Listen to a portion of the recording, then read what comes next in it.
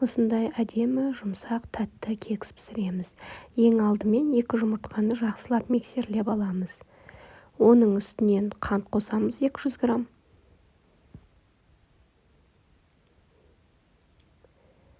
Екеуін жақсылап араластырып аламыз.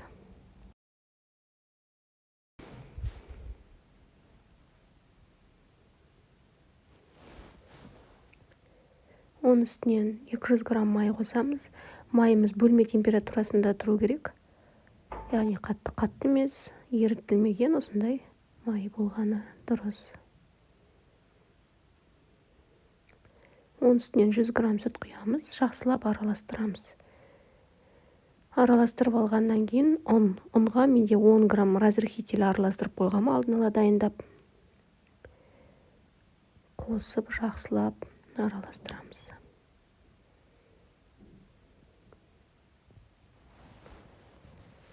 Видеодағыдай масса шығу керек.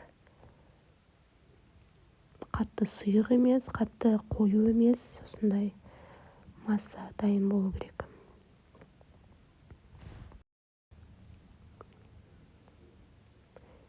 Дайын болған массамызды алып, осындай силиконовый формаларға салып шығамыз.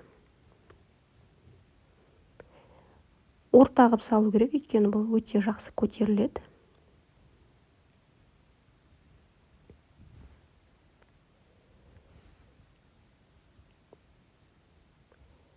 Қызып тұрған 200 градустық пеште беті қызарғанша пісіріп аламыз.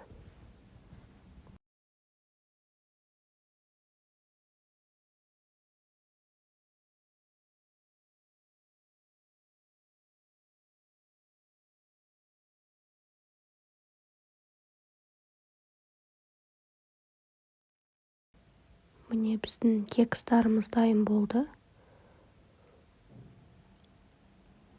Осы рецепт бойынша негізі 24 штук кекс шығу керек. Жаңағындай орта қылып салатын болсаңыздар.